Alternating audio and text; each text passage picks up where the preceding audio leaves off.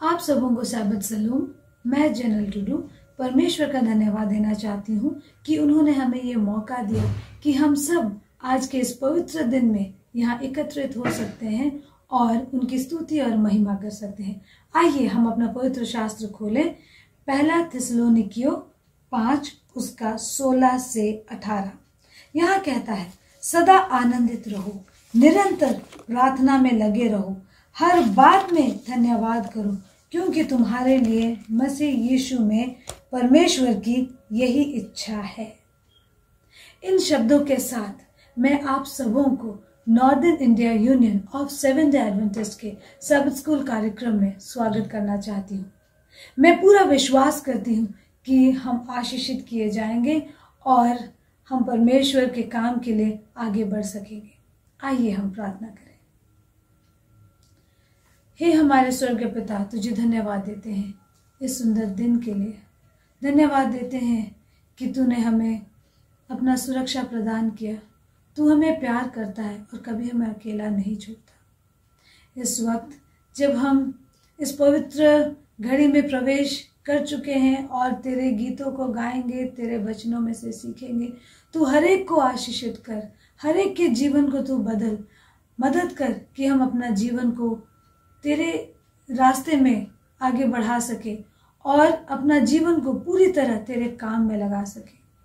मांगने से पहले तू हमें सब कुछ दिया है। तू हमारा हर एक पाप को क्षमा कर और तेरे हर दिए हुए चीज को हम तेरे काम के लिए इस्तेमाल कर सके, ऐसा तू आशीष कर। इस विनती को यीशु मसीह के नाम से मांगते हैं, तो सुन और ग्रहण कर। आमीन।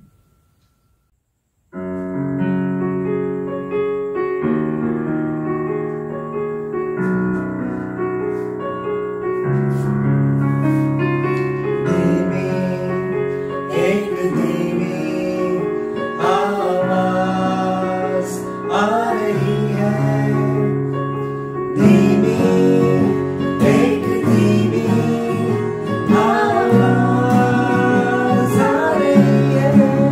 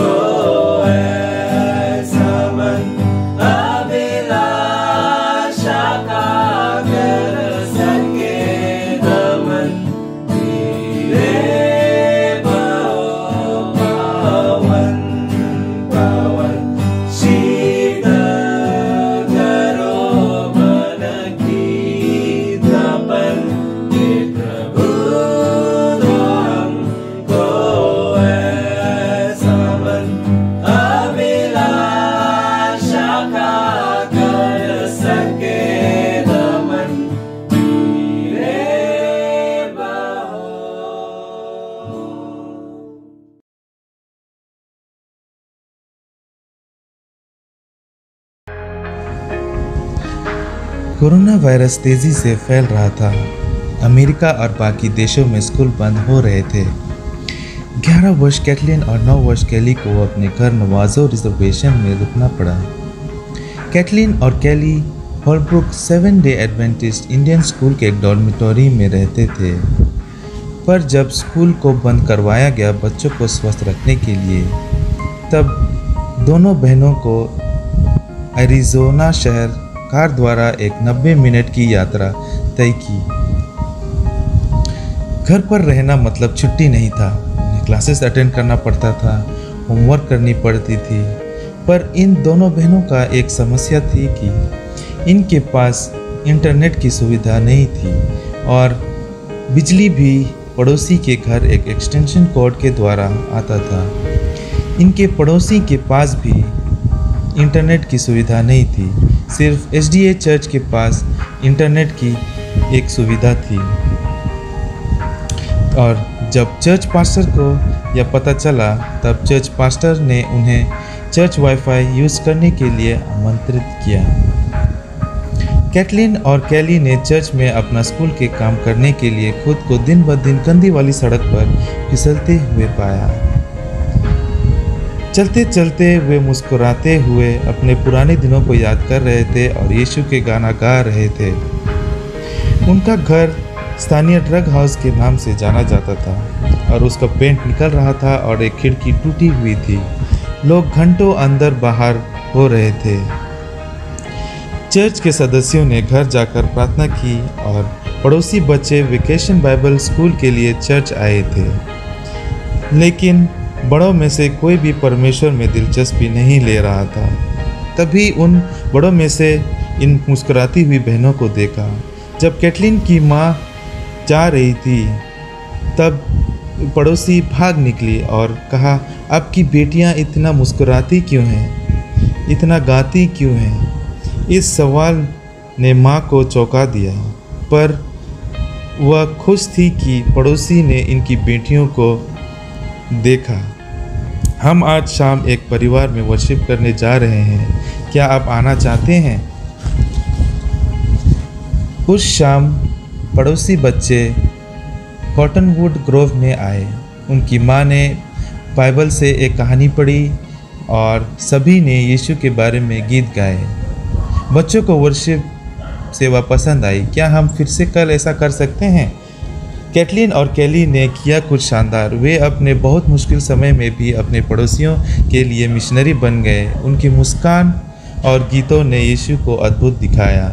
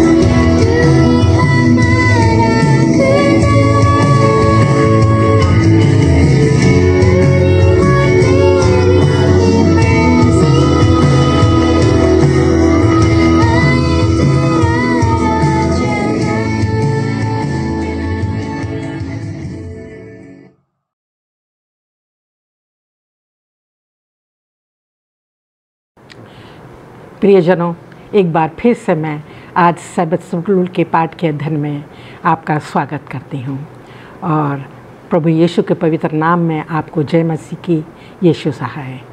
मैं परमेश्वर के भी बहुत ही धन्यवादी हूँ कि उसने हमें कितना सुंदर अवसर दिया है कि हम इस ऑनलाइन के ज़रिए अपने घरों में बैठकर आप साथ मिलकर जो है अपने सब स्कूल के पाठ का अध्ययन एक साथ कर सकते हैं।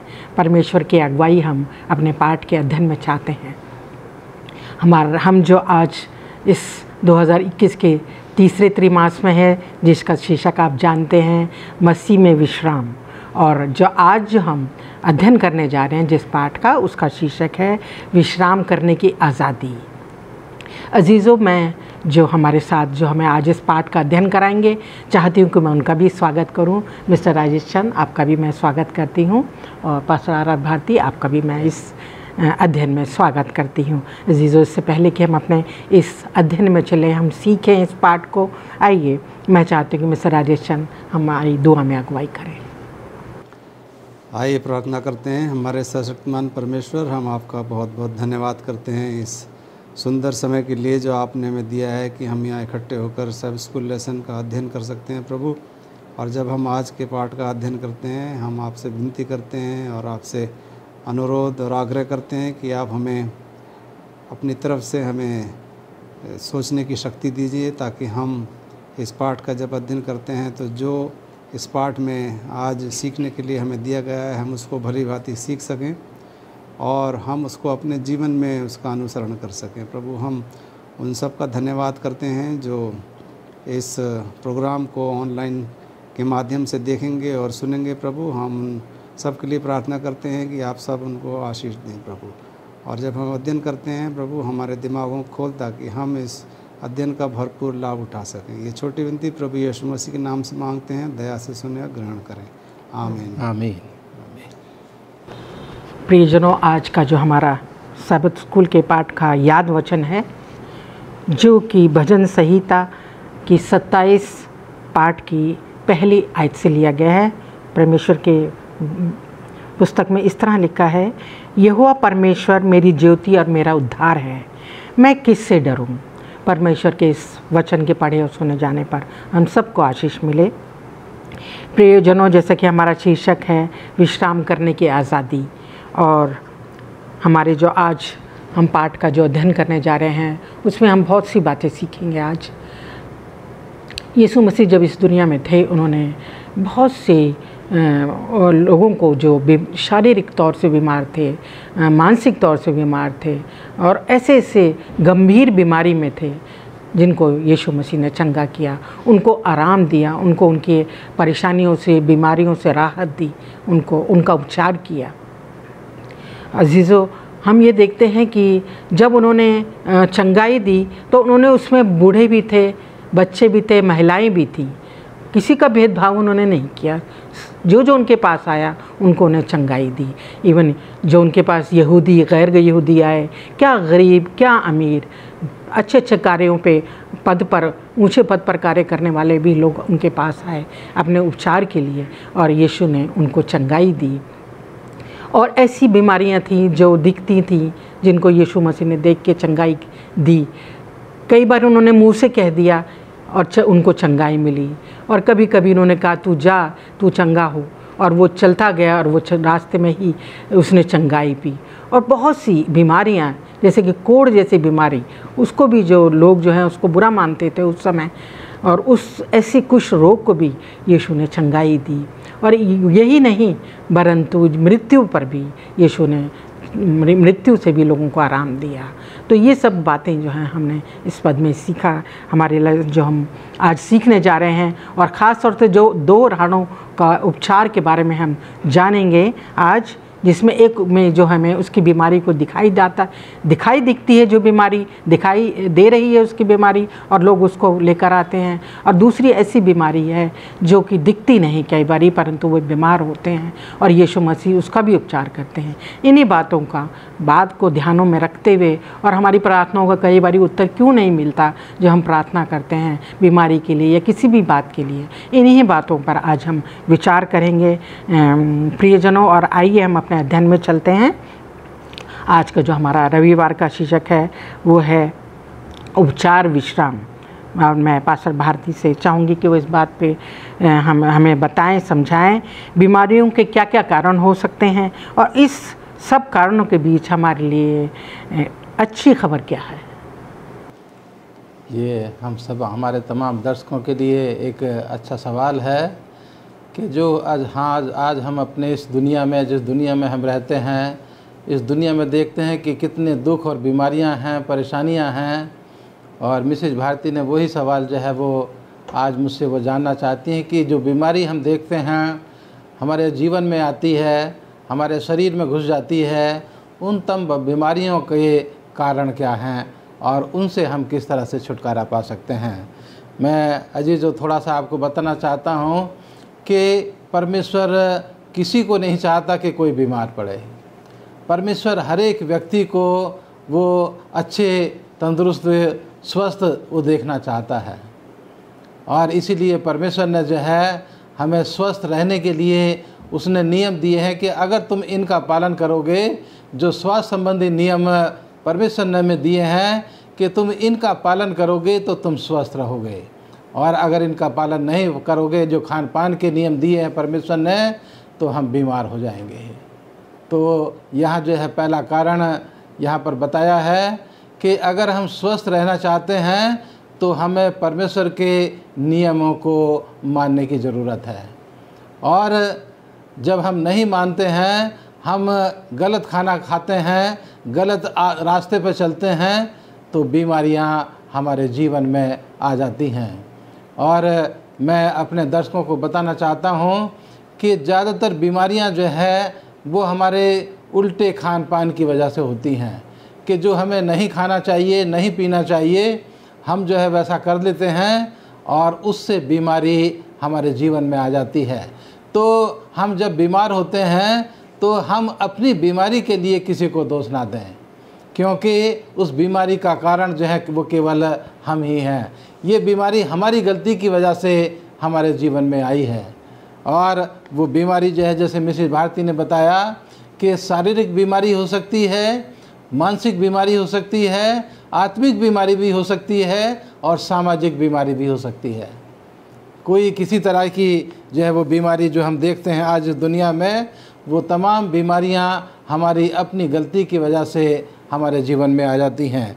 एक उदाहरण जो है वो आज के पर्चे में दिया गया है, जो मरकुस की किताब उसके 2 अध्याय और उसकी 1 से 5 आयत में जो खास करके यहाँ पर इसको दिया गया है। और मैं इसको बताना चाहता हूँ कि यहाँ जो है एक लकवा मारा हुआ एक बीमार व्यक्ति है और वो जो है वो चारपाई पर पड़ा हुआ है।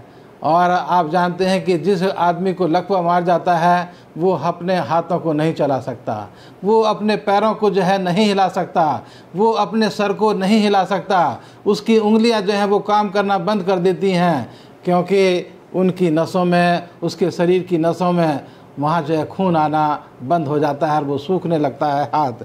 तो ये एक ऐसा व्यक्ति था कि जो लकवे का मारा हुआ था। और ये जो है अपने दोस्तों के द्वारा सुनता है कि यीशु मसीह जो है इस क्षेत्र में आए हुए हैं कफरनहूम में, और उन्होंने जो है बहुत से बीमारों को चंगा किया है, बहुत से रोगियों को उन्होंने उनके रोगों से दूर कर दिया है। और जब उसके दोस्त उसको आकर के बताते हैं तो उसके दिल में एक जिज्ञासा पैदा होती है कि यीशु मसीह जो है वो मुझे भी ठीक कर सकते हैं। और वो अपने दोस्तों को कहता है कि आप मुझे उठा करके जो है यीशु मसीह के पास लेकर के चलो। और उसके दोस्त जो है उसकी मदद करने के लिए तैयार हो जाते हैं और उसकी चारपाई को उठा करके जहाँ यीशु मसीह बैठे हुए थे वहाँ पर ले जाते हैं। लेकिन देखते हैं कि इतनी भीड़ है कि उस बीमार लकवे का मारे हुए व्यक्ति का उस यीशु मसीह तक पहुँचना जो है वो संभव नहीं है, क्योंकि भीड़ ने उनको चारों तरफ से घेरा हुआ है। और वो सोचते हैं कि हम क्या करें, किस तरह से अपने इस लकवा मारे हुए दोस्त को यीशु मसीह के सामने जो है वो हम लेकर के जाएं। और वो जो है चढ़ते हैं सीढ़ियों से, और सीढ़ियों से चढ़ कर के छत पर पहुंचते हैं और उस घर की जो है वो छत को खोलते हैं। और छत को खोल करके उसकी चारपाई को बिल्कुल उसी जगह पर जहाँ यीशु मसीह बैठे हुए थे उसके सामने जो है उसको उतार दिया जाता है। और वहाँ यीशु मसीह उसको देख करके, उसके शरीर को देख करके, उसकी शारीरिक हालत, उसकी मानसिक हालत को देख करके, उसके आत्मिक जीवन को देख करके वो कहते हैं, सोचते हैं कि मैं क्या करूं, क्योंकि यीशु मसीह जानते हैं कि इसका शारीरिक चंगाई देने से बेहतर ज़्यादा ज़रूरी जो है इसको आत्मिक चंगाई की ज़रूरत है। और इसलिए वो सबसे पहले उनको कहते हैं कि तेरे गुनाह जो हैं वो माफ़ हो गए हैं, तेरे गुनाह जो हैं वो माफ़ हो गए हैं।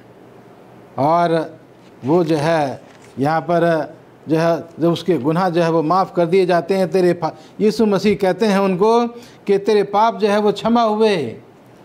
और ऐसा सुन करके उसके दिल को जो है वो खुशी होती है, उसका शरीर जो है वो रिएक्ट करता है, उसके शरीर में जो है वो जो प्रतिक्रिया होती है।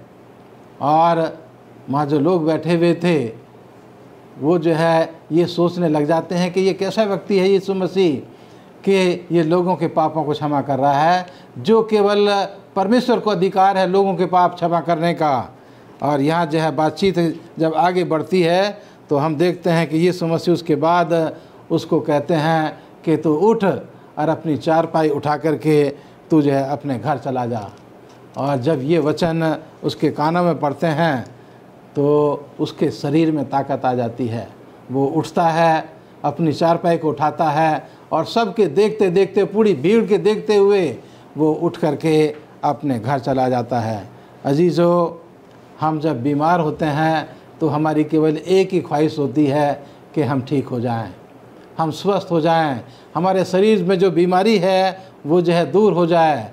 और उसके लिए ज़रूरी है कि हम स्वास्थ्य संबंधी नियमों का पालन करें और अपने जीवन को यीशु मसीह के पास लेकर के आएँ, जो हमारे जीवन की तमाम बीमारियों को जो है चंगा करने की शक्ति और सामर्थ्य यीशु मसीह रखता है। और तभी जो है हम चंगे हो सकते हैं जब हम यीशु मसीह के पास आएँ और उसके नियमों को, स्वास्थ्य संबंधी नियमों को अपने जीवन में माने, तो हम बीमारी से काफ़ी हद तक हम बचे रह सकते हैं। धन्यवाद देती हूँ पास्टर भारती आपका अपने विचारों के लिए जो आपने साझा किए। मैं मिस्टर राजेश चंद के पास चलती हूँ और उनसे हम जानना चाहेंगे इस विषय पर वो रोशनी डालें कि लकवे के मरीज़ को जब लोग यीशु मसीह के पास लाए तो उन्होंने सबसे पहले बीमारी का उपचार, कारण का, उसकी बीमारी के कारण का उपचार किया। ये हमारा पाठ बताता है। आप इस पर कुछ अपने विचार बताएं। जी शुक्रिया। कारण का उपचार, पास्टर भारती ने कहानी का जो भूमिका है वो पहले बांध दी उन्होंने कि लकवे के मारा हुआ जो मरीज़ था उसको लेकर के आते हैं उसके 4 मित्र और उसको घर की छत को खोलकर और उस मरीज़ को, लकवे के मारे मरीज़ को वो चारपाई के साथ नीचे उतारते हैं जहाँ पर प्रभु यीशु मसीह बैठे हुए थे। तो प्रभु यीशु मसीह उसकी तरफ देखते हैं और इसके बारे में जो पूरी कहानी है हम उसको मरकुस की किताब और उसका 2 अध्याय और 5 से 12 में हम उसको पढ़ सकते हैं। तो मैं यहाँ ये कहना चाहता हूँ कि हम अक्सर ये नहीं जानते हैं कि जब तक हम बीमार नहीं हैं, जब तक कि हमारे शरीर में कोई लक्षण दिखाई ना दें, कभी कभी हमें ऐसा लगता है कि ये संकेत जो हैं ये बीमारी स्वयं बीमारी के समान है। हमें लगता है कि यदि हम इन संकेतों से, ये जो लक्षण दिखाई दे रहे हैं, जो सिम्टम्स हैं, इनसे अगर हम छुटकारा पा लेंगे तो हम ठीक हो जाएंगे। तो प्रभु यीशु मसीह का जो ठीक करने का जो तरीका था वो बहुत ही अलग था। वह सभी दुखों का, सभी बीमारियों का कारण पहले जानना चाहते थे। यदि हम कारण को हटा देंगे तो बीमारी ठीक हो जाएगी, लेकिन कभी कभी हम सोचते हैं कि हम लक्षणों को ही हटा देंगे तो हम ठीक हो जाएंगे अंदर से। वो एक गलत तरीका है। इसलिए पहले हमें कारण को जानना है और प्रभु यीशु मसीह पहले कारण को ठीक करते हैं ताकि उस आदमी की जो दशा है, जो बीमारी की दशा है, वो ठीक हो सके। उस आदमी के बारे में जो अपने हाथ पैरों को हिला नहीं सकता था, जो चल नहीं सकता था। तो यीशु जो है बीमारी के संकेतों को सिर्फ ठीक नहीं करता है, यीशु ने पहले उसके दिल को ठीक किया, उसको क्षमा प्रदान की। वह मनुष्य अपने अपराध को गहराई से सोचता है और वो अपराध बोध से भर जाता है, और जब वो अपराध बोध से भर जाता है तभी वो अंदर से उसके अंदर चंगाई आती है। अपराध बोध जो है उसके मन को एकदम कुचल देता है। तो मनुष्य अपनी बीमारी महसूस करने की तुलना में परमेश्वर से अपने अलगाव को अधिक गहराई से महसूस करता है। यदि हम परमेश्वर से अलग हैं तो हम उस अलगाव को जो है बहुत गहराई से समझ सकते हैं और सोच सकते हैं उसके बारे में।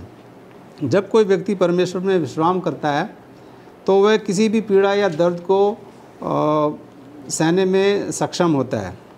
तो यीशु जो है वो बीमारी की जड़ तक जाता है और पहले मनुष्य को क्षमा प्रदान करता है। तो प्रभु यीशु मसीह जो है सबसे पहले हमारे दिलों को, हमारे मनों को ठीक करता है, हमें क्षमा प्रदान करता है, और जब हमें क्षमा मिल जाती है तभी हमें विश्राम भी मिलता है। यीशु अपने आप को क्या समझता है? ये लोग जो धर्म गुरु थे, जो धर्म के अगुआ लोग थे, जब वो इसको देखते हैं कि किस प्रकार यीशु मसीह ने उस व्यक्ति को चंगा किया, तो उनके मनों में सवाल उठते हैं कि ये कौन होता है, ये क्यों इस प्रकार इस व्यक्ति को इसने ठीक किया है। तो उनके मनों में बहुत सारे प्रश्न उठ रहे थे और प्रभु यीशु मसीह ने उनके मनों को पढ़ लिया। वो जानते थे कि उनके मनों में क्या विचार आ रहे हैं। तो उन्होंने जवाब में एक प्रश्न पूछा। वह उनसे बोला, तुम अपने मन में ये बातें क्यों सोच रहे हो? सरल क्या है, इस लकवे के मारे से यह कहना कि तेरे पाप क्षमा हुए, या यह कहना कि उठ, अपना बिस्तर उठा और चल दे। हम क्षमा को जो है देख नहीं सकते हैं। क्षमा एक ऐसी चीज़ है जिसे हम महसूस कर सकते हैं, लेकिन हम उसको देख नहीं सकते हैं। तो क्षमा की लागत कितनी है, इसकी क्या वैल्यू है, क्षमा की वैल्यू क्या है? क्षमा के लिए परमेश्वर ने अपने पुत्र को बलिदान कर दिया, यही इसकी लागत है। देखिए कितनी बड़ी, कितनी महान लागत इसकी है कि परमेश्वर ने अपने पुत्र को, प्रभु यीशु मसीह को हमारे लिए बलिदान कर दिया। तो यीशु ये दिखाता है कि जब वह बीमार आदमी को ठीक करना चाहता है तो वो जो क्षमा है वो वास्तविक है। परमेश्वर चाहता है कि सबसे पहले हम अंदर से बदल जाएं, हम अंदर से चेंज हो जाएं, हम अंदर से ठीक हो जाएं, फिर वो हमारे शरीर को भी ठीक करता है। प्रिय दर्शकों, आइए आप हम मंगलवार के अध्ययन में चलते हैं जिसका शीर्षक है भाग जाना। अब जो है हम एलिया नबी की कहानी का उदाहरण हम लेंगे यहाँ पर, और मैं पास्टर भारती से चाहती हूँ कि इस विषय पर हमें कुछ समझाएं कि एलिया नबी की कहानी में जब वो भागता है वो क्यों उदास और परेशान है, जबकि उसकी प्रार्थनाओं का जवाब परमेश्वर ने उसे दिया। यहाँ जो है हम आज देखेंगे कि एलिया जो है वो क्यों भागता है, उसके भागने का क्या कारण है। और ये हम जो परमेश्वर का वचन है, इसका जो किताब है पहला राजा, उसके 18 अध्याय में और कुछ थोड़ी सी 19 अध्याय में भी इस चीज़ का यहाँ पर जिक्र किया गया है। और अगर हम पहला राजा उसके 18 अध्याय की बात करें तो यहाँ पर हम देखते हैं कि एलिया जो है वो अपने सामने परमेश्वर का किया हुआ चमत्कार वो देखता है माउंट कार्मल पर, कि जब वो परमेश्वर को पुकारता है, परमेश्वर से प्रार्थना करता है, तो परमेश्वर उसकी प्रार्थना का जवाब उसे देता है। और यहाँ जो है जब इस माउंट कार्मल पर वो बाल देवताओं के पुजारियों के साथ, नबियों के साथ और अपने लोगों के साथ इकट्ठा होता है, तो वहाँ जो है वो लोगों को ये चेतावनी देता है कि तुम कब तक दो विचारों में लटके रहोगे, यहाँ पहला राजा उसके 18 अध्याय की ये 21 आयत में जो लिखा है कि तुम कब तक दो विचारों में लटके रहोगे, यदि यहोवा परमेश्वर है तो उसके पीछे हो लो, और यदि बाल है तो उसके पीछे हो लो। ये चेतावनी जो है यहाँ एलिया नबी जो है लोगों के सामने पेश करता है कि आज तुम देखो कि जो परमेश्वर, अगर परमेश्वर यहोवा है तो उसके पीछे तुम हो लो, और अगर बाल देवता जो है वो परमेश्वर है तो उसके पीछे हो लो। तुम दो विचारों में कब तक लटके रहोगे। और इसके लिए परमेश्वर जो है वो वहाँ पर जो है चमत्कार करता है। जो बाल देवता के नबी थे वो अपनी परीक्षा में जो है वो हार जाते हैं, उनकी प्रार्थनाओं का जवाब उन्हें नहीं मिलता। लेकिन यहोवा जब प्रार्थना, परमेश्वर एलिया जो है यहोवा से प्रार्थना करता है, परमेश्वर से प्रार्थना करता है, तो उसकी प्रार्थना सुनी जाती है, आसमान से आग आ जाती है और उसकी बलि को जो है जला करके वो भस्म कर देती है। लेकिन यहाँ जो हम पाते हैं कि इस चमत्कार के बाद एलिया जो है उन तमाम बाल के नबियों को जो है पकड़ करके अपने साथियों की मदद से उनको, जो करीब 850 450 लोग थे, वो उनको जो है वहाँ से जान से मार दिया जाता है।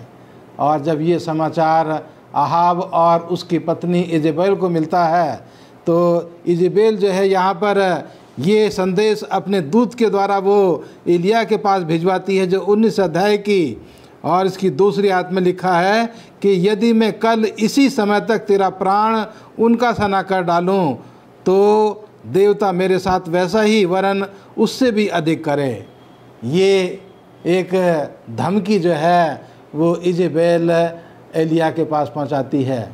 यानी कि अगर हम सीधे शब्दों में इसको जाने तो इजेबेल जो है उसको मारने की धमकी उसको भिजवा देती है कि मैं, जैसा तूने मेरे बाल के नबियों को मार दिया है जान से, मैं भी तुझे ज़िंदा नहीं छोड़ूंगी। और ये जो है धमकी प्राप्त करके एलिया जो है वहाँ से भागने लगता है। अजीजों, मैं परमेश्वर के वचन के द्वारा आपको बताना चाहता हूँ कि एलिया को जब ये धमकी मिलती है तो वो घबरा जाता है। एलिया को जो है जब ये समस्या उसके सामने आती है तो उस समस्या को जो है उसको सामना करने की बजाय, वो परमेश्वर के पास आने की बजाय वो अपने आप से जो है वो भागने लगता है, परमेश्वर से दूर भागने लगता है। और यहाँ जो है उसके विश्वास को भी जो है दिखाया गया है कि एलिया का विश्वास जो है उन चमत्कारों को देखने के बावजूद भी वो इतना मजबूत नहीं हुआ कि उन समस्याओं का वो सामना कर सके। वो विश्वास में कमज़ोर दिखता है और अपनी मृत्यु का समाचार पा करके, अपनी मृत्यु की धमकी को प्राप्त करके वो जो है वहाँ से भागने लगता है, क्योंकि वो मानसिक तौर से वो जो है बहुत परेशान है। मानसिक रूप से वो बीमार हो जाता है इस धमकी को प्राप्त करके। वो सोचने लगता है कि अब मेरा क्या होगा, मेरे जीवन का क्या होगा, मेरे प्राण का क्या होगा, मैं जिंदा रहूँगा या मैं मर जाऊँगा। और इसी सोच विचार में, इसी तनाव में, इसी परेशानी में वो जो है उस जगह से दूर जो है वो भागना शुरू कर देता है। और अजीजों, यहाँ जो है बताया है कि हमारे जीवन में जब कोई बीमारी आती है, चाहे वो शारीरिक बीमारी हो, चाहे वो मानसिक बीमारी हो, जैसे हम इस एलिया के जीवन में देखते हैं कि ये तनाव, ये उदासी उसके जीवन में आ जाती है, जो एक बीमारी है। और इस बीमारी का इलाज भी परमेश्वर के पास है। और हम जो है जब परमेश्वर के पास आते हैं तो परमेश्वर हमारी जो है इस उदासी की बीमारी को भी ठीक करने की शक्ति और सामर्थ्य परमेश्वर रखता है। तो यहाँ जो है मैं अपने दर्शकों को बताना चाहता हूँ कि हमारे जीवन में चाहे कोई भी समस्या क्यों ना आए, चाहे कोई भी तरह की बीमारी क्यों ना आए, चाहे शारीरिक हो चाहे मानसिक हो, हमें परमेश्वर के पास आना है और परमेश्वर ही हमें शक्ति और सामर्थ्य देगा और हमारी उस बीमारी को ठीक जो है वो कर देगा, अगर हम अपने जीवन को उसके हाथ में समर्पित करते हैं। धन्यवाद देती हूँ पास्टर भारती, आपने अपने अच्छे विचारों को हमारे साथ साझा किया। आइए हम बुधवार के अध्ययन में चलते हैं, जिसका शीर्षक है दौड़ते दौड़ते बहुत थक जाना। मैं चाहती हूँ कि मिस्टर राजेशन इस बात पे हमें समझाएं, अपने विचार बताएं। एलिया की कहानी को ध्यान में रखते हुए आप समझाएं कि जब हम भी इसी तरह हताश और निराश हो जाते हैं तो परमेश्वर उन बातों को, हमारी निराशा को, हमारी उदासी को कैसे देखता है। जी, तो एलिया की कहानी तो हम सब लोग जानते ही हैं कि वो किस प्रकार भाग रहा था, और जब वो भाग रहा था तो भागते भागते वो बहुत थक जाता है। और इसकी जो कहानी है, पूरी कहानी हम पहला राजा उसके 19वें अध्याय और उसके 4 पद से आगे हम लोग पढ़ सकते हैं। तो यहाँ बताया गया है कि एलिया जो है वो बहुत ज़्यादा थक गया। वो इतना थक गया कि वो और आगे नहीं दौड़ सकता है। तब वो प्रार्थना करता है, और हम देखते हैं कि धार्मिक जो अगुए थे, जो बाल के जो दूत थे और जो सरकार के दूसरे सदस्य लोग थे, उन सब के सामने उसने कारमेल पहाड़ पर जो है वो परमेश्वर से प्रार्थना की थी। और हम देखते हैं कि उसकी जो प्रार्थना थी एलिया की, वो बहुत ही अलग थी। वो बहुत ही सरल, संक्षिप्त और आशा के बिना थी। और पहला राजा 19 अध्याय और 4 पद में हम यहाँ पढ़ते हैं कि एलिया कहता है कि वे अपने पिछले परिवार के सदस्यों से बेहतर नहीं हैं। तो यहाँ पर एक सवाल उठता है कि वो किस बारे में बात कर रहा है। जब एलिया दौड़ना बंद कर देता है तब वो अपराध बोध महसूस करता है। उसका मन जो है वो भी अपराध बोध से भर जाता है। तब वह देखता है कि उसके भागने से इज़राइल और अपने जीवन को बेहतर बनाने का एक शानदार मौका जो है वो खो देता है। एलिया ने उन लोगों को नीचे दिखाया है जिन्हें उसकी ज़रूरत थी। वह इसके बारे में कुछ भी करने के लिए लाचार है। वो खुद को वैसा ही देखता है जैसा कि वो वास्तव में है। तो यहाँ पर एक बहुत ही अच्छा स्टेटमेंट दिया गया है कि वो खुद को वैसा ही देखता है जैसा कि वो वास्तव में है। तो कभी कभी हमारे जीवन में भी एलिया की तरह ही समय आता है, अपने आप को देखना जैसा कि आप वास्तव में हैं। ये एक बहुत ही दर्दनाक अनुभव हो सकता है। जिस प्रकार से हम हैं उसी प्रकार हम अपने आप को देखें। तो एलिया ने भी अपने आप को यही महसूस किया और उसका मन जो है वो अपराध बोध से भर जाता है। इसलिए हमें फिलिपियों की किताब उसका 3 अध्याय और 9वें पद में बाइबल की प्रतिज्ञा के लिए हमें बहुत ज़्यादा शुक्रगुजार होना चाहिए, बहुत धन्यवादी होना चाहिए। यीशु में हमारा विश्वास हमें परमेश्वर के साथ ठीक कर देगा। जब हम यीशु में होंगे तो परमेश्वर हमें उसी रूप में देखेगा जैसे कि वो यीशु को देखता है। और ये प्रतिज्ञा हमें वो सारी उम्मीद देती है जिसकी हमें बहुत ज़्यादा ज़रूरत होती है। साथ ही हमें बहुत ज़्यादा ईमानदार रहने की भी ज़रूरत है। यदि हम ईमानदार नहीं रहेंगे तो हमारा जीवन जो है वो और भी कठिन होगा। जीवन वैसे भी बहुत कठिन होता है, लेकिन जब हम ईमानदार नहीं होंगे तो हमारा जीवन और भी ज़्यादा कठिन होगा। एक उदास दिल हमें अपने लिए नफ़रत से भर सकता है। जिस प्रकार से एलिया बहुत उदास हो गया था, तो वो भी अपने जीवन को समाप्त करना चाहता था। वो भी ये सोचता था कि मरना ही एकमात्र रास्ता है उसके पास। तो एलिया जो है वो इस प्रकार महसूस करता है। उसकी परेशानी एक बहुत भारी बोझ के समान उसको लगती है, और वो सोचता है कि वो अकेले इस भारी बोझ को वहन नहीं कर सकता है। इसलिए वो कहता है, प्रभु से कहता है कि मेरे लिए ये पर्याप्त है, परमेश्वर मेरी जान ले लो, मैं अपने पूर्वजों से बेहतर नहीं हूँ। तो ये प्रार्थना वो करता है कि हे परमेश्वर, कि आप मेरी जान ले लें, क्योंकि मैं अपने पूर्वजों से बेहतर नहीं हूँ। क्योंकि उसका जो दिल था वो भी बहुत ही आत्मग्लानि से, बहुत ही दुख से भर गया था। लेकिन यहाँ पर अच्छी खबर ये है कि परमेश्वर जो है वो एलिया पर गुस्सा नहीं करता है। ये बहुत ही अच्छी बात है कि परमेश्वर को गुस्सा नहीं आता है जब वो परमेश्वर से ऐसी प्रार्थना करता है कि हे परमेश्वर, आप मेरी जान ले लो, क्योंकि यही एकमात्र मेरे पास रास्ता है। तो परमेश्वर उसके ऊपर गुस्सा नहीं करता है। जब हम अपने दिलों में दुख की भावनाओं के खिलाफ लड़ते हैं तो परमेश्वर जो है वो हमसे बेहतर समझ सकता है कि हम क्या सोच रहे हैं, और हम क्या करने वाले हैं। तो एलन जी वाइट जो हैं वो हमें बताती हैं कि वो लिखती हैं कि शायद आपके पास अभी कोई सबूत नहीं है कि उद्धारकर्ता आपको प्यार से देख रहा है, लेकिन वह ऐसा करता है। जब कभी भी हम बहुत उदास होते हैं, दुखी होते हैं, तो परमेश्वर भी जो है हमारे साथ दुखी होता है। वो भी हमारे साथ दुखी महसूस करता है और उसका मन भी करुणा से भर जाता है हमारे प्रति।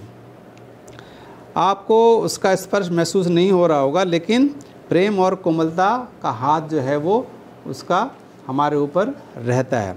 परमेश्वर जानता है कि हम स्वयं में जो है वो मजबूत नहीं हैं।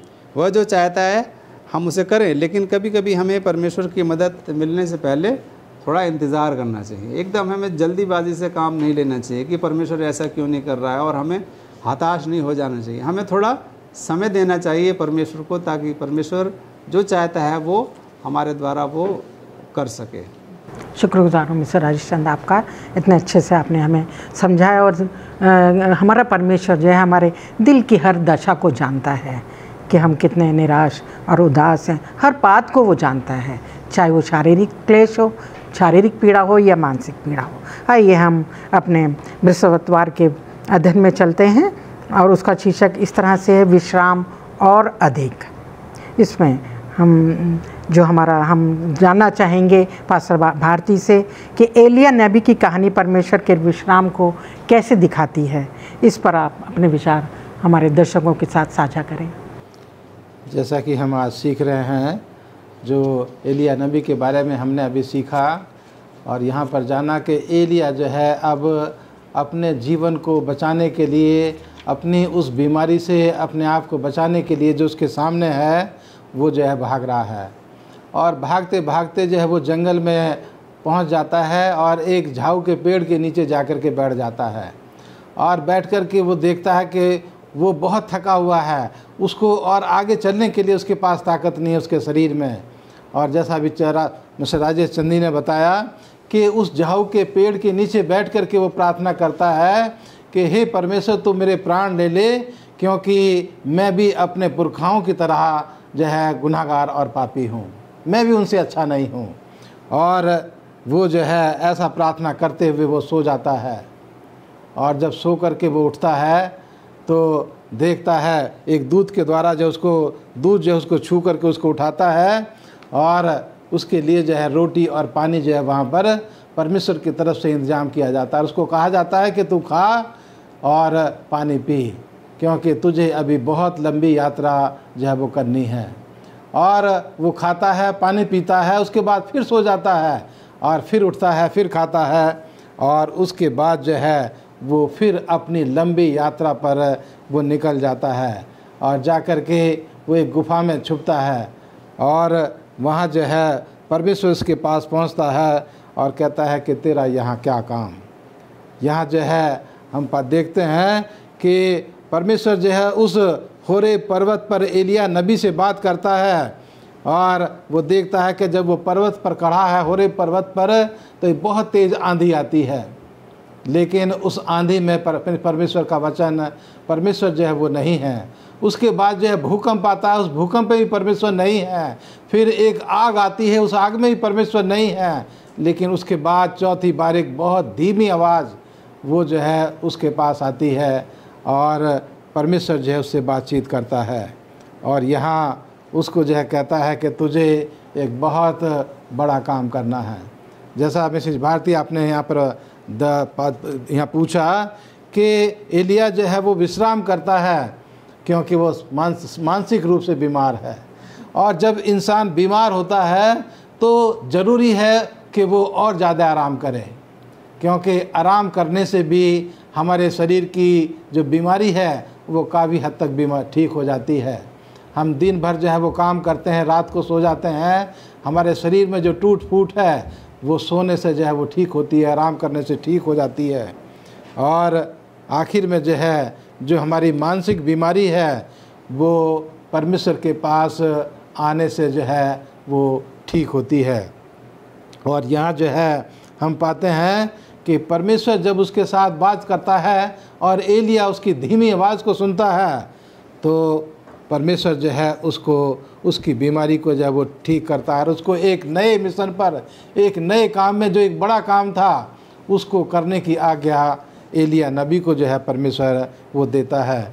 तो मिसेस भारती, यहाँ पर जो है हम सीख रहे हैं एलिया नबी के बारे में कि वो जब भागते भागते थक जाता है अपनी मानसिक बीमारी से, तो वो सो जाता है और सोने के बाद जो है उसको स्वादिष्ट और अच्छा भोजन जो उसको दिया जाता है वो खाता है और उसके बाद जो है फिर आराम करता है, फिर खाता है और फिर अपनी लंबी यात्रा पर ठीक होकर के वो निकल जाता है।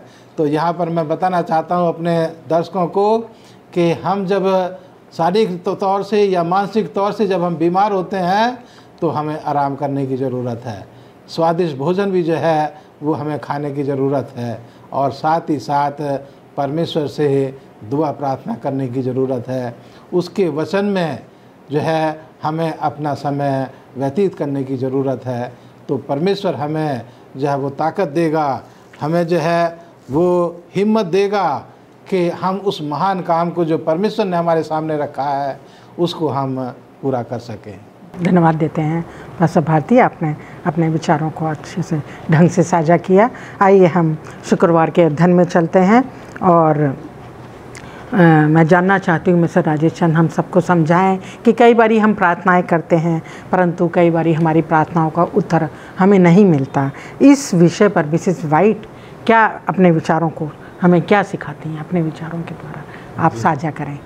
एलन जी वाइट ने बहुत सारी किताबें लिखी हैं और उनकी एक किताब है जिसका नाम है हेवनली प्लेसेस, और इस किताब में वो हमें बताती हैं कि जीवन जो है वो हमेशा बदलता रहता है और ये बदलाव या तो हमें बहुत खुश करते हैं या कभी कभी हमें बहुत दुखी भी करते हैं, लेकिन हमारे अनुभव में जीवन परिवर्तन के पास कोई ऐसी शक्ति नहीं है जैसा परमेश्वर हमारे बारे में महसूस करता है।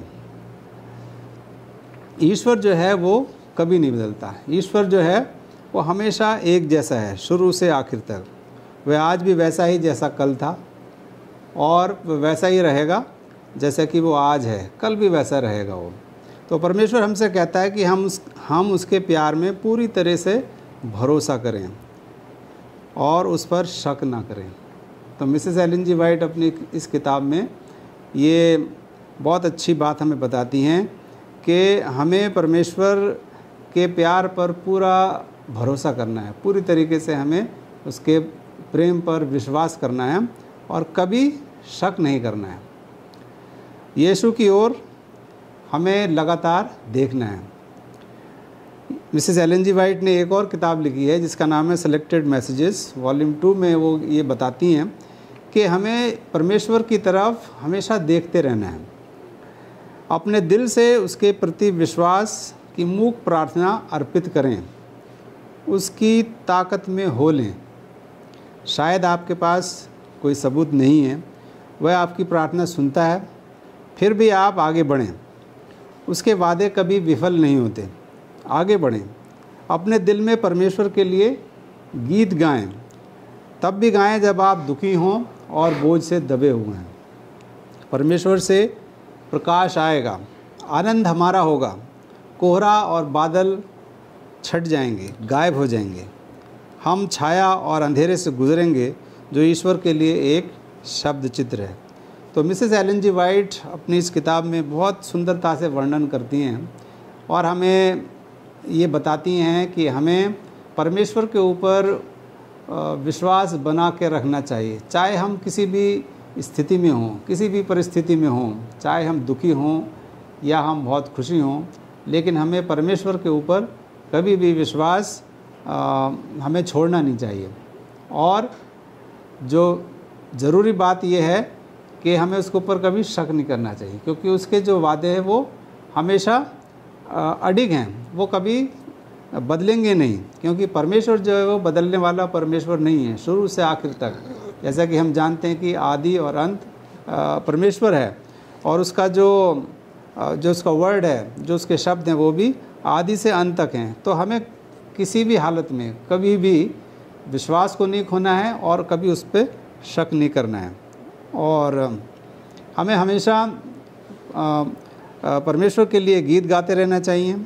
और यदि हम बोझ से दबे हुए भी हैं, हम थके हुए भी हैं, हारे हुए भी हैं जीवन से, फिर भी हमें परमेश्वर की ओर लगातार देखते रहना चाहिए और उम्मीद कभी नहीं छोड़नी चाहिए, क्योंकि परमेश्वर जो है वो हमेशा हमारी सुधि लेगा और आखिर में जो है आनंद हमारा होगा। जो कोहरा और बादल, जो दुख के जो बादल है वो हमेशा के लिए हट जाएंगे। तो आइए हम इस पाठ से शिक्षा लें और अपने विश्वास को और मजबूत बनाएं और लगातार हम परमेश्वर की तरफ देखते रहें और उससे हम अपने जीवन को और भी अच्छा और सफल बना सकें। धन्यवाद देती हूँ मिस्टर राजेश चंद, आपका इतने अच्छे से आपने समझाया। पास्टर भारती, आपका भी मैं शुक्रगुजार हूँ कि आपने हमारे इस अध्ययन में हमारे दर्शकों को सिखाया। और मिस्टर राजेश चंद, आपके भी शुक्रगुजार हूँ कि आपने बहुत अच्छी तरीके से हम लोगों को इन बातों को सिखाया। अजीज़ों, हम देखते हैं कि जो हमारा ये पाठ है, जो हमारे अध्ययन हैं, जो ये बनाए गए हैं हमारे लिए, जब हम पढ़ते हैं तो बहुत ही तसल्ली और हम बहुत कुछ सीखते हैं। और जबकि हम देखते हैं हमारी पवित्र पुस्तक बाइबल में भी बहुत से हमारी तरह का ही जीवन जो थे लोग, जिनकी कहानियाँ बताई गई हैं, वो वैसे ही आमतौर की तरह जैसे हम लोगों का जीवन है कि जिस तरीके से हम लोग झेलते हैं, उन्होंने भी परेशानियों को झेला। बीमारियां भी हम देखते हैं दुनिया में हैं और ये नहीं कि वो उदास नहीं हुए, वो कभी निराश नहीं हुए। बहुत सी जोशुआ को देखें, अगर हम दाऊद को देखें, उनके जीवन में भी निराश और निराशा में है दाऊद बादशाह ने भजन लिखे। तो ये बहुत सी चीज़ें हैं, हम देखते हैं कि ये सब दुनिया में है और इसका कारण हम सब जानते हैं। जैसे कि जब दुनिया में पाप आया तो ये सब पाप का कारण ही जो है इन सब क्लेशों का, हमारी बीमारियों में, दुनिया में जो बीमारियां हैं, सब का कारण एक ही है, जो पाप है। और प्रभु यीशु हमारा परमेश्वर हमारे चाहते हैं कि हम जो हैं उनसे दूर रहें। वो हमारा उपचार भी करता है हर तरह से, शारीरिक। ऐसा नहीं है कि जो है हम उपचार ना कराएं, ज़रूरी है उपचार भी कराएं अगर हम कहीं किसी तरह से शारीरिक बीमार हैं, परंतु परमेश्वर को ध्यान में रखते हुए, परमेश्वर से प्रार्थना करते हुए हम जो करेंगे कोई भी उपचार, तो उससे हमें आराम मिलेगा। और जब हम कभी हताश होते हैं, निराश होते हैं, उसका भी उस समस्याओं को हमारा परमेश्वर कभी भी अनसुनी नहीं करता हमारी प्रार्थनाओं को। चाहे कोई भी प्रार्थना हो, चाहे बीमारी की हो, चाहे हमारी उदासी की हो, या किसी तरह भी अगर हम कह भी नहीं रहे हैं परंतु हम निराश हैं, तो परमेश्वर जानता है हमारी हर तरह की मनोदशा को, वो जानता है और वो हमें अंदर से जो हमें एक तसल्ली और शांति देता है जब हम उससे कहते हैं। तो अजीज़ों, ये ज़रूरी है कि हम एक मजबूत रिश्ता परमेश्वर से बना के रखें और जैसा कि उसने हमें सिखाया है कि अपने खान पीने को ध्यान रखें कि हमें कैसा खाना पीना है। जो उसने हमें एक अच्छे अपने जीवन को बिताने के लिए अच्छे नियम दिए हैं, उन नियमों को मानना है, उसकी आज्ञाओं को मानते हुए उस उद्धारकर्ता की तरफ हमेशा देखते रहना है। और वो जो है हमारी हर तरह से हमारे को सुकून, हमें आराम और हमारी तसल्ली हमें देने में वो पूरा सामर्थ्य है। और यही इन बातों को ध्यान में रखते हुए अजीज़ों, आप भी जो हैं जब अपनी किसी तरह इस तरह की दशा जब हो तो अपने परमेश्वर के पास ही आएँ और वो हमारा सामर्थी परमेश्वर है। हमने बाइबल में कितने सारे उदाहरण देखते हैं कि किस तरह उसने जो है अपने लोगों को तसल्ली, सुकून, हर तरह का उसने उनको, उन उदासी को, उनकी परेशानियों को दूर किया है। आइए इन्हीं बातों को के साथ, इन्हीं विचारों के साथ आज के अध्ययन को हम ख़त्म करना चाहेंगे। और मैं चाहती हूँ कि आपको भी हमारे इससे काफ़ी कुछ शिक्षा मिली होगी हमारे आज के अध्ययन में और आपको बहुत आशीष मिली होगी। आइए हम जो है पास्टर भारती से चाहते हैं कि हम सब के लिए वो दुआ में अगुवाई करें। आइए दुआ करें। ज़मीन और आसमान के बनाने वाले परमपिता परमेश्वर, हम तेरे पास आते हैं कि जब तूने हम तमाम को इस दुनिया में रहने का मौका दिया है परमेश्वर, हम देखते हैं कि इस दुनिया में गुनाह की वजह से चारों तरफ बीमारियां, परेशानियां, मुसीबतें हैं, लेकिन परमेश्वर इन सब का इलाज तेरे पास है। इसलिए परमेश्वर, हम चाहे शारीरिक तौर से चाहे मानसिक तौर से बीमार हों, तू परमेश्वर उन तमाम को ठीक करने की शक्ति और सामर्थ्य तेरे पास है। इसलिए खुदावंद, हम अपने तमाम अजीज़ों के साथ, अपने तमाम दर्शकों के साथ तेरे पास आते हैं कि परमेश्वर हमारे जीवन में जो भी घटी कमी है, जो भी बीमारी है, परमेश्वर तो उसको निकाल दे और हमें एक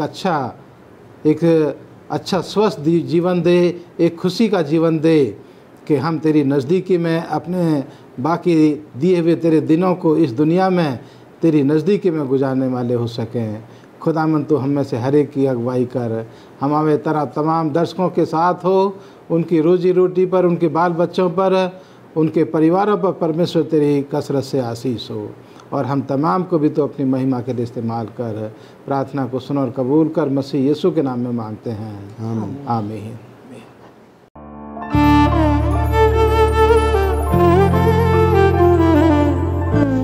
परमेश्वर को पहले रखना मुश्किल हो सकता है। हम दाऊद से क्या सीख सकते हैं जो आज हमारे जीवन में परमेश्वर को प्रथम स्थान देने में हमारी मदद करेगा।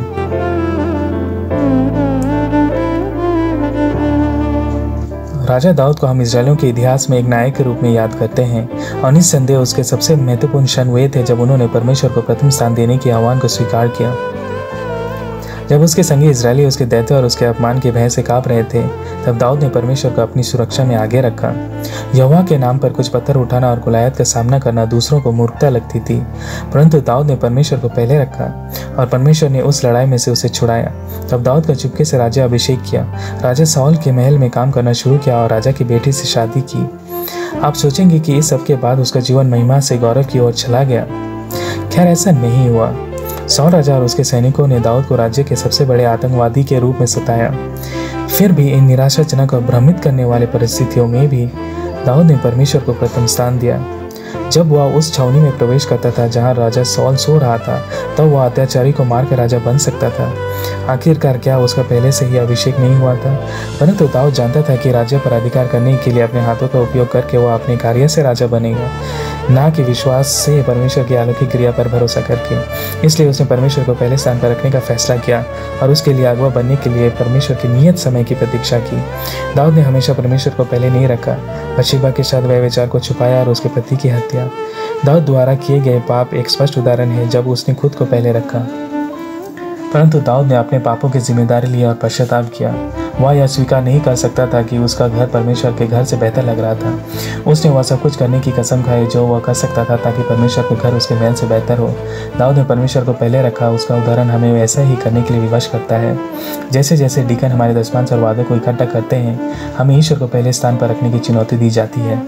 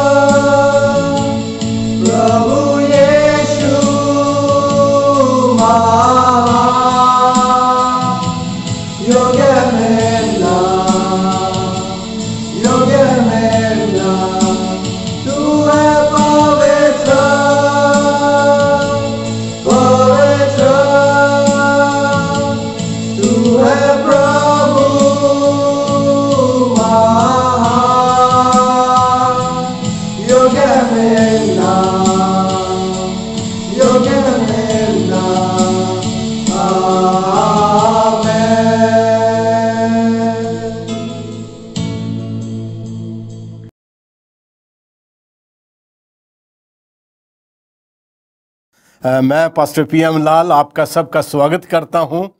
आज का हमारा विषय है how to avoid the mark of the beast. हम उस पशु के छाप से अपने आप को कैसे बचाएं। आइए इससे पहले कि हम इस संदेश में जाएं, प्रभु से छोटी प्रार्थना करें। हमारे दयालु करुणामय प्रभु, हम तेरा धन्यवाद देते हैं, तेरी स्तुति करते हैं। तूने हमें यह अवसर दिया ताकि हम तेरे इन भेदों को समझने में अपना मन लगाएं। अपने पवित्र आत्मा से हमारी अगुवाई कर। हमारे श्रोतागणों के साथ हो प्रभु, उनको भी अपनी बुद्धि अपने पवित्र आत्मा से परिपूर्ण करना, ताकि जब ये शब्द उनके कानों तक पहुँचे, स्वर्गीय पिता उनके जीवनों को, उनके हृदयों को छूने वाले हो सकें। प्रभु यीशु के नाम से ये विनती मांगते हैं, आमीन। आज जब हम इस संसार के ऊपर ध्यान देते हैं, चारों तरफ इस संसार में परेशानियां, दुख, मुसीबत, बीमारियां, जगह जगह अकाल, भूइंडोल, मारपीट, धोखे, भ्रष्टाचार, एक दूसरे के प्रति सद्भावना ना होना, प्रेम का धीरे धीरे इस पृथ्वी से उठते चले जाना। जब हम ये सब कुछ इस संसार में आज देखते हैं प्रिय भाई बहन, तो हम इस बात के ऊपर सोचने पर मजबूर हो जाते हैं कि आज जहां हम हैं, हम कैसे पहुंचे। क्योंकि परमेश्वर का वचन जब हम देखते हैं तो हमें पता चलता है कि आरंभ में परमेश्वर ने मनुष्य को ऐसा नहीं बनाया था। आरंभ में परमेश्वर ने इस संसार को ऐसा नहीं बनाया था। आरंभ में यह संसार आनंद, खुशी, प्रेम से भरा हुआ था। आरंभ में इस संसार में ना मृत्यु थी। आरंभ में इस संसार में ना रोना था, ना विलाप करना था, ना धोखे थे, ना भूइंडोल थे, ना अकाल थे, ना लोगों के बीच में जो है वो भूख प्यास की कमी थी। हर एक चीज परमेश्वर ने बहुतायत से अपने लोगों के लिए जो है वो मुहैया की थी। पर आज जिस परिस्थिति में हम पहुंच गए हैं प्रिय भाई बहन, क्या आप सोचते हैं कि आज आप यहां पर क्यों हैं? ये सब कहां से शुरू हुआ और ये कैसे आज अब हो गया? हम जानते हैं कि लूसीफर ने, जो एक स्वर्गदूतों में से एक महान स्वर्गदूत था, जिसको परमेश्वर ने स्वर्गीय भवन में बनाया और उसको हर तरह की बुद्धि, प्रवीणता और ज्ञान उसको दिया था, उसने स्वर्ग में जो है वो विद्रोह किया। ये एक आदर्श स्वर्गदूत के रूप में बनाया गया था प्रिय भाई बहन। क्या परमेश्वर ने उसे गलत ठहराया था या गलत बनाया था? क्या उसने लूसीफर के दिल में विद्रोह के बीज बोए थे जिससे वो विद्रोही बना? बहुत सारे प्रश्न, बहुत सारे क्वेश्चन आज हमारे दिमाग में जो है वो घूमते हैं और उनका उत्तर हम संसार में पाने की कोशिश करते हैं। किसी ने कहा है कि गूगल जो है वो दुनिया के हर सवाल का जवाब है प्रिय भाई बहन, लेकिन आज गूगल के पास भी कुछ ऐसे प्रश्न हैं जिनका जवाब नहीं है, और वो जवाब सिर्फ हमें पवित्र शास्त्र बाइबल में जो है वो हमको मिलता है। यशायाह की पुस्तक उसका 14वां अध्याय उसके 12 से 14 वचन में यहां पर लिखता है, परमेश्वर कहता है लूसीफर के विषय में, हे भोर के चमकने वाले तारे, तू क्यों कर आकाश से पृथ्वी पर गिरा दिया गया? तू जो जाति जाति को हरा देता था, तू अब कैसे काटकर भूमि पर गिरा दिया गया है?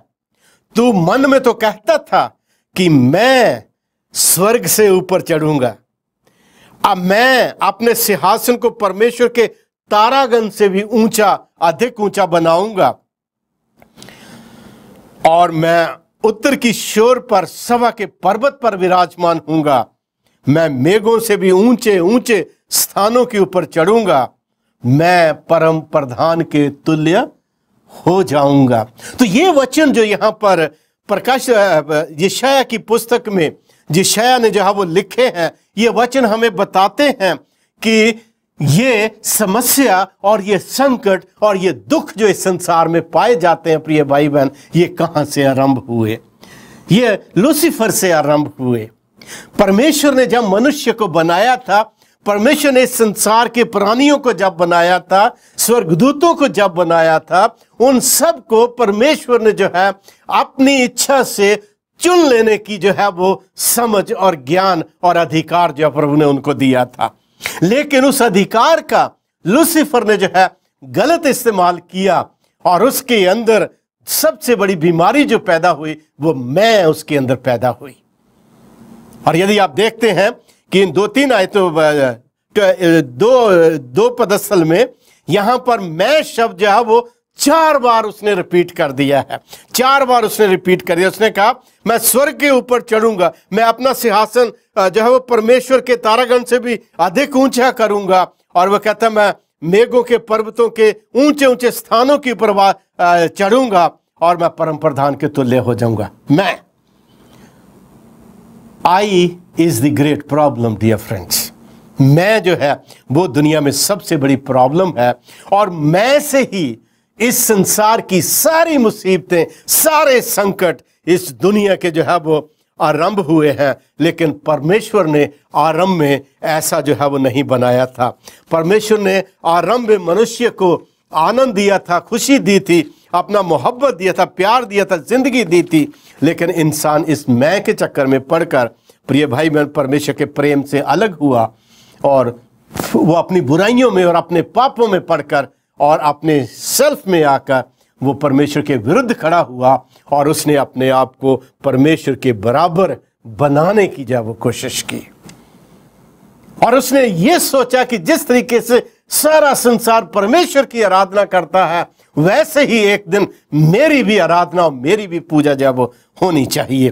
प्रकाशित वाक्य 12 अध्याय में लिखता है, कहता कि जब लूसीफर ने परमेश्वर के भवन में विरोध किया, तब स्वर्ग में जो है वो लड़ाई हुई। एक लड़ाई का वर्णन जो पाया जाता है, और उसमें लिखता है फिर स्वर्ग पर लड़ाई हुई, और मीकाएल और उसके दूत अजगर से लड़ने को निकले, और अजगर और उसके दूतों से लड़े, परंतु वे प्रबल न हुए, और स्वर्ग में उनके लिए फिर जगह न रही, और वह बड़ा अजगर अर्थात वही पुराना सांप जो इब्लीस और शैतान कहलाता है और सारे संसार का भरमाने वाला है, पृथ्वी पर गिरा दिया गया, और उसके दूत उसके साथ गिरा दिए गए। मेरे प्रिय भाई बहन, भलाई और बुराई कभी एक साथ रह नहीं सकती, अंधकार और ज्योति कभी एक साथ रह नहीं सकती, धर्म और अधर्म कभी एक साथ रह नहीं सकता।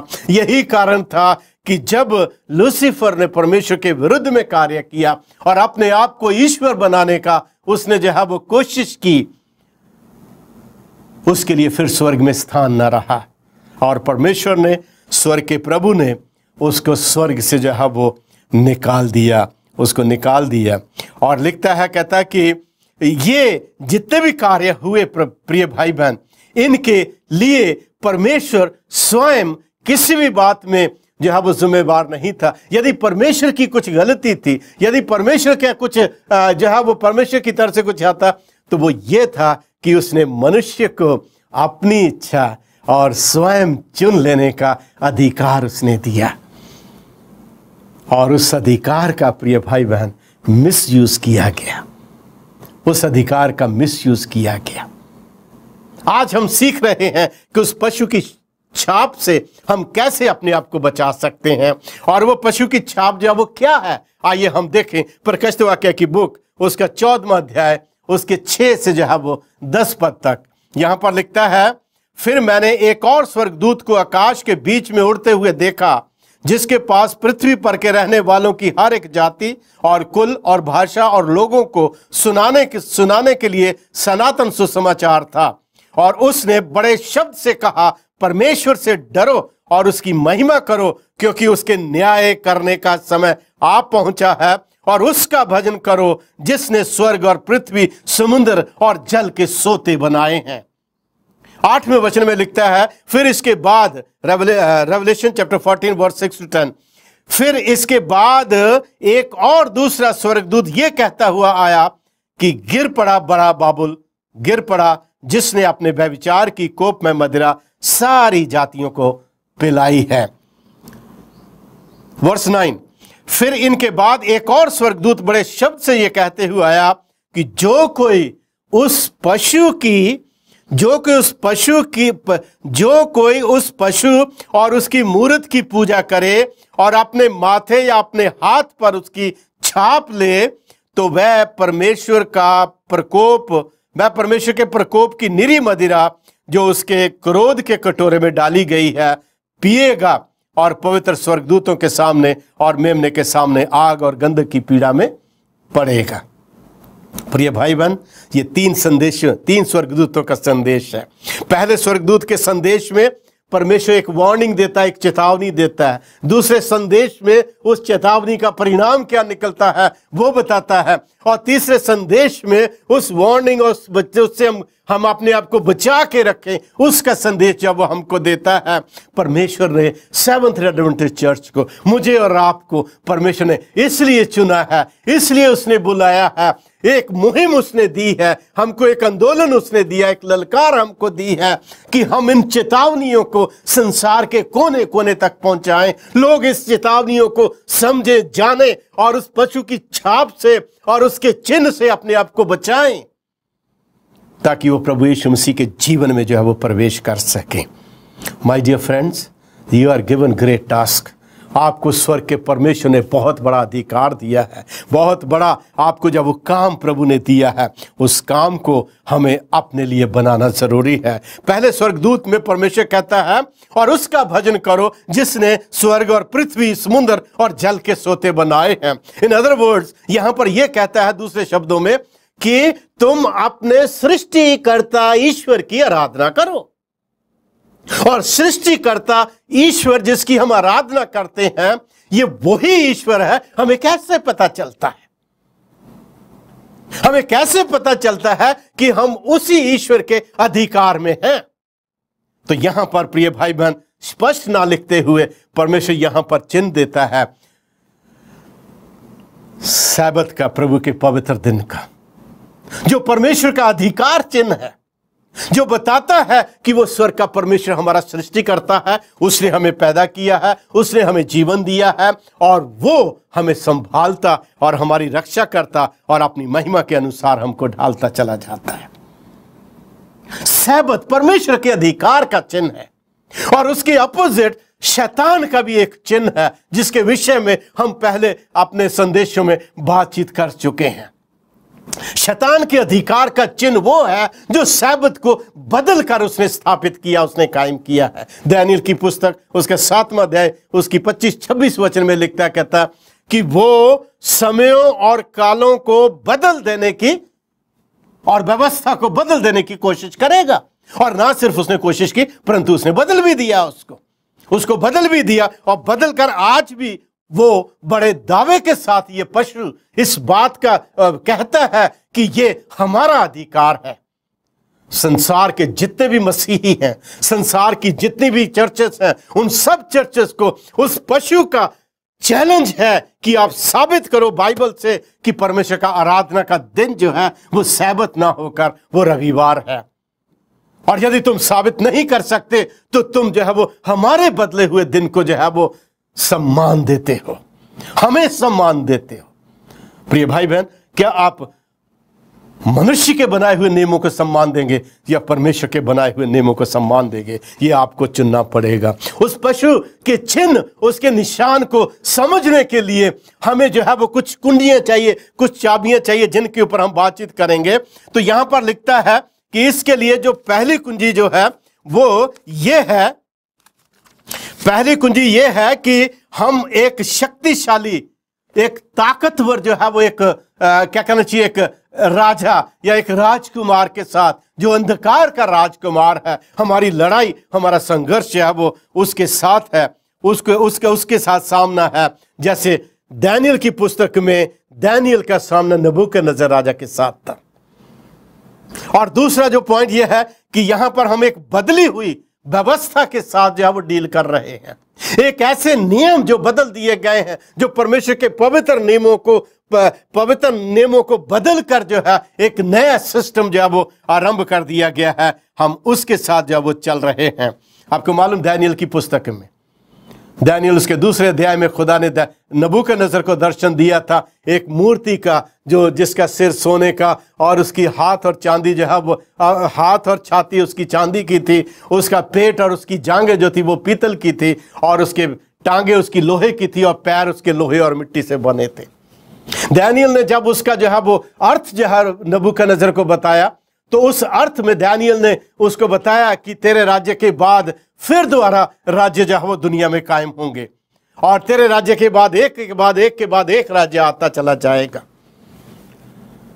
प्रिय भाई बहन, उस टाइम तो नबूकदनेस्सर ने एक्सेप्ट कर लिया कि स्वर्ग का परमेश्वर ही सच्चा प्रभु है।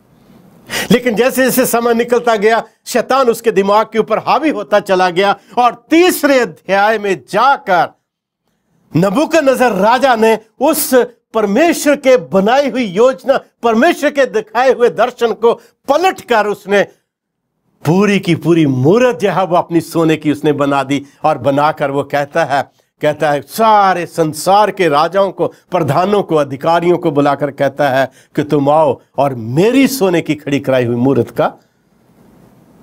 को सम्मान दो, उसकी पूजा करो। प्रिय भाई बहन, अंतिम समय में भी यही होने वाला है। बाय फोर्स होगा, बाय फोर्स ये सब कुछ होगा। आपको जो है वो फोर्स के साथ आपको कहा जाएगा कि आप जो है वो उसकी आज्ञाओं को मानो और उसके वचन के ऊपर, और जैसा वो कहता है तुम वैसा चलो। तीसरा जो है, ये चिन्ह जो है, पशु का चिन्ह और पशु की ताकत जो है, ये बुत परस्ती के ऊपर, मूर्ति पूजा के ऊपर अधिक आधारित है। मूर्ति पूजा के लिए जो है वो आपकी अगुवाई करता है कि आप मूर्ति की पूजा करें। चौथा जो है वो की इसकी जो है वो ये है कि ये सभी राष्ट्रों को, संसार के सभी राष्ट्रों को, संसार के सभी राज्यों को, सभी प्रधानों और अधिकारियों को ये आज्ञा देता है कि वो इसकी बातों को माने और इसकी खड़ी कराई मूर्त की पूजा करें। और पांचवा पॉइंट जो है वो ये है कि लोग राष्ट्रपति पुनरुत्थान की भावना से, और लोग जो है उस टाइम पे एक राष्ट्रीय भावना से प्रेरित होकर भर जाते हैं, और भर कर जो है उसके पीछे चलने लगते और उसकी बातों को मानने लगते हैं। और छठा पॉइंट यह है कि वो पूजा के लिए मजबूर करता है। परमेश्वर किसी को मजबूर नहीं करता। परमेश्वर ने आपको जीवन दिया है, परमेश्वर ने आपको जो अधिकार दिया है अच्छा से अपने से चुन लेने का। लेकिन याद रखिए, शैतान आपको जो है वो क्या करता है, आपको मजबूर करता है कि यदि आप ये नहीं करोगे तो ये हो जाएगा। नबूकदनेस्सर ने कहा, हे सदरक मेशक अबेदनगो, यदि तुम मेरी खड़ी कराई हुई मूर्त को नहीं मानते हो, उसकी पूजा नहीं करते हो, दंडवत नहीं करते हो, तो तुम धधकते हुए आग के भट्टे में डाल दिए जाओगे। He gave us another chance। उसने दूसरा चांस दिया कि यदि तुमने जानबूझकर जाने में हुआ है, मैं आपको दूसरा chance they. Satan can give you hundreds of chance, my dear friends, ताकि आप उसकी तरफ झुक जाएं और आप इस पशु की छाप को अपने ऊपर ले लें और परमेश्वर के नियमों को, बदले हुए नियमों को आप मानकर आप अपने आप को मसीह भी कहते रहें। प्रिय भाई बहन, वो पूरी तरह आपको मसीहत से दूर नहीं करता। 90% जो है वो आप सच्चाई को मानो। यदि 10% आपने जो है वो उस ट्रुथ को नहीं माना है, तो आप जो है वो शैतान की तरफ है, आप शैतान के साथ हैं, आप उसके विरुद्ध में हैं। तो वो मजबूर करता है प्रिय भाई बहन आपको कि आप जो है वो उसकी खड़ी कराई हुई मूर्त को जो वो पूजें। और अंतिम समय में भी जिस तरीके से नबूकदनेस्सर ने जो है वो पूरे संसार के राज्यों को जो है चैलेंज किया और उनसे कहा कि तुम मेरी खड़ी कराई हुई मूर्त को दंडवत करो, उसी तरह अंतिम दिनों में भी प्रिय भाई बहन ये होगा। और 7वां पॉइंट ये है कि वो यदि नहीं मानते तो उनको मौत की धमकी देता है।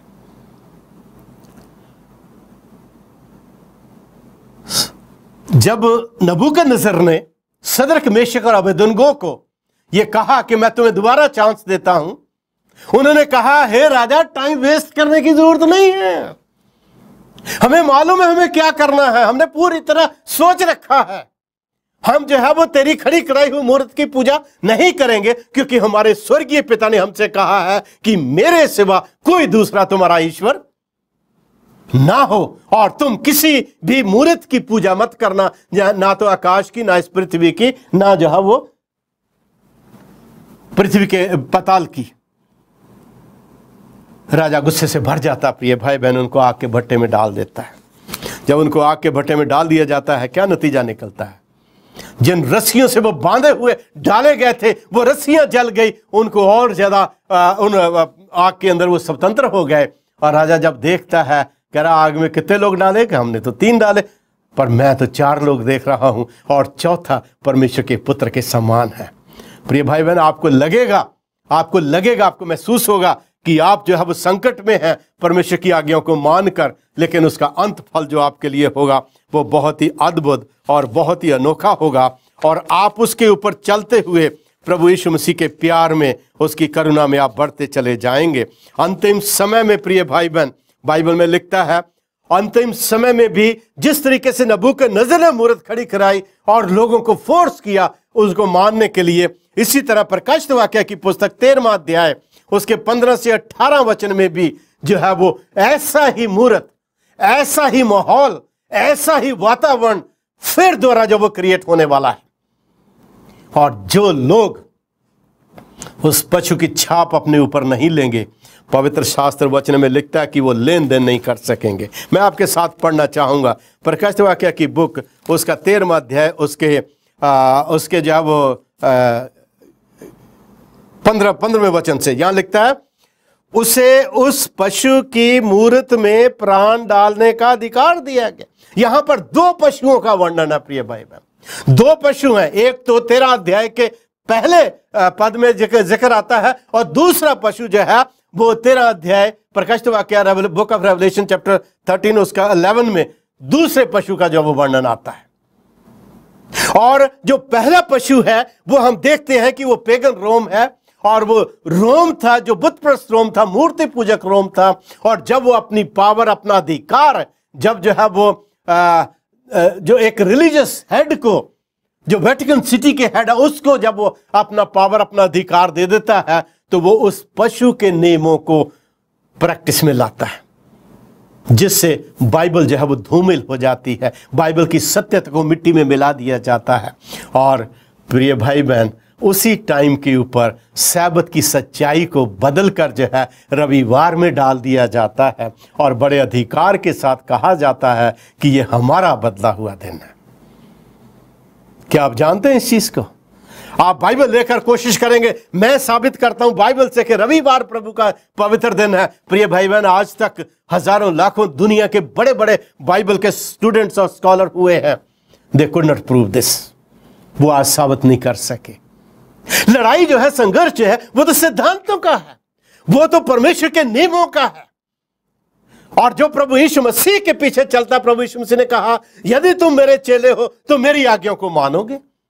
हम किसकी आज्ञा मान रहे हैं, इसके ऊपर हमें विचार करना होगा प्रिय भाई बहन, हमें सोचना होगा। यहां लिखता है कि दूसरा 11वें अध्याय का जो पशु है वो क्या करता है, वो पहले पशु के अधिकार को काम में लाता है। और जिस तरीके से पहले पशु ने परमेश्वर के लोगों को 1260 साल के समय में भविष्यवाणी के टाइम पे सताया, 538 से लेकर 1798 के बीच में, वही मूर्त प्रिय भाई बहन अंतिम समय में बनने जा रही है।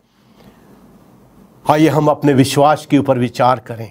उस टाइम पे भी लाखों करोड़ों हजारों लोग थे प्रिय भाई बहन, जिन्होंने अपने जीवनों को निछावर कर दिया, लेकिन उन्होंने जो है वो परमेश्वर के वचन के साथ और संसार के साथ समझौता नहीं किया। और जो संसार के साथ समझौता नहीं करते, परमेश्वर के वचन के अनुसार जो चलते हैं प्रिय भाई बहन, वचन में लिखता है कि वो कहाँ होंगे, वो कहाँ होंगे। वो मैं आपके लिए पढ़ना चाहूंगा प्रकाशित वाक्य की बुक, उसका 14 चैप्टर, उसका जो है वो 15वां अध्याय, उसका दूसरे वचन में, if you have book Revelation chapter 15 verse 2, यहां लिखता है, कहता है, तब मैंने आग मिले हुए कांच का सा एक समुद्र देखा, और जो लोग उस पशु पर और उसकी मूरत पर और उसके नाम के अंक पर जयवंत हुए थे, उन्हें उस कांच के समुद्र के निकट परमेश्वर की वीणाओं को लिए हुए खड़े देखा। वे परमेश्वर के दास मूसा का गीत और मेमने का गीत गा गा कर कहते थे, हे सर्वशक्तिमान परमेश्वर, तेरे कार्य महान और अद्भुत हैं। प्रिय भाई बहन, अंत में जो परमेश्वर के वचनों के आधार के ऊपर अपनी जिंदगी जीते हैं, अंत में प्रिय भाई बहन, वो परमेश्वर के राज्य के अधिकारी होंगे। वो दुखों में से निकलकर, परेशानियों में से, कष्टों में से निकलकर वो जो है वो स्वर्ग के अधिकारी होंगे। और जो लोग प्रिय भाई बहन, जिन्होंने पशु की छाप को अपने ऊपर लिया, जिन्होंने जो है रविवार ये नियम में विश्वास किया, जिन्होंने मूर्तियों की पूजा की, जिन्होंने प्रभु के वचन के ऊपर ध्यान नहीं दिया, परमेश्वर के अनुग्रह की आत्मा को जिन्होंने पांव के नीचे रौंदा, मैं आपको गारंटी देता हूं प्रिय भाई बहन, जब प्रभु यीशु मसीह आसमानी बादलों के ऊपर आएंगे, book of Revelation chapter 6 verse 14 onward, उसमें लिखता है, कहता है कि वो पहाड़ों गुफाओं से कहेंगे, हम पर गिर पड़ो, हमें उस मेमने के क्रोध से बचा लो जो सिंहासन के ऊपर बैठा है। डू यू थिंक पहाड़ और गुफाएं उस टाइम पे उनको बचा सकेंगी? नो माय डियर फ्रेंड्स, ये कभी नहीं हो पाएगा। इसलिए आइए हम उस पशु की छाप से बचें, परमेश्वर की आज्ञाओं को माने, प्रभु के पवित्र सैबत को माने, मूर्तियों से हम दूर रहें और अपने आप को परमेश्वर के अनुग्रह में बढ़ाते रहें। क्या आप प्रभु के साथ स्वर्ग के स्वर्गीय भवनों में सोने और चांदी की सड़कों पर चलना पसंद करेंगे, या आप शैतान के साथ उस आग के भट्टे में महसूस होंगे? सदरक मेशक को परमेश्वर ने उस आग के भट्टे में से निकाल लिया जब वो खुदा के साथ खड़े हुए, और जिन्होंने झूठ का सहारा लिया, जिन्होंने जो है झूठ लेकर उनको फंसाया, प्रिय भाई बहन, उनको जो उठा के उस आग के भट्टे में डाल दिया गया। और बाइबल में लिखता है कि वो पास भी नहीं जा पाए थे, जिन्होंने उठा के उनको डाला वही जो है वो जल मरे उसके अंदर। क्या आप हमेशा की आग में जलना चाहते हैं, जब प्रभु यीशु मसीह के साथ अनंत जीवन में आनंद पाना चाहते हैं? आइए उस पशु की छाप से बचें, रविवार ये नियम से बचें, खुदावंद यीशु मसीह के पीछे चलें, चाहे हमें कितने भी दुख क्यों ना उठाने पड़े। सत्य वचन तो यही है, और इसी के लिए परमेश्वर हमको जो है वो कहता है कि हम इस वचन को और इसकी सत्यता को दुनिया के कोने कोने तक पहुंचाएं, ताकि लोग जो है उस अद्भुत परमेश्वर को जान सकें, हम सबको जान सकें, और हम मिलकर उसमें उस महान और बड़े अनंत जीवन को प्राप्त कर सकें जिसका प्रभु यीशु मसीह ने मेरे और आपसे वायदा किया है। May Lord bless each one of you. खुदावंद आपको सबको बरकत दे, परमेश्वर का आत्मा आपके साथ बातचीत करे, अपने पवित्र आत्मा के द्वारा परमेश्वर आपके हृदयों को कायल करे, ताकि सत्य का प्रकाश आपके दिमागों में, आपके हृदयों में चमकने पाए, और एक दिन आप प्रभु यीशु मसीह के साथ यीशु मसीह की वीणा लेते हुए स्वर्गीय भवनों के ऊपर, उन चौड़ी सड़कों के ऊपर चल सके जो प्रभु यीशु मसीह ने मेरे और आपके लिए बनाई है। आइए हम प्रभु से प्रार्थना करें। हमारे दयालु अनुग्रहकारी प्रभु, हम तेरा धन्यवाद देते हैं। तूने परमेश्वर अपने वचन में बार बार हमको वार्निंग दी है, लेकिन हम इंसान होते हुए प्रभु हम गलतियां करते हैं, ध्यान नहीं देते, लापरवाही करते हैं।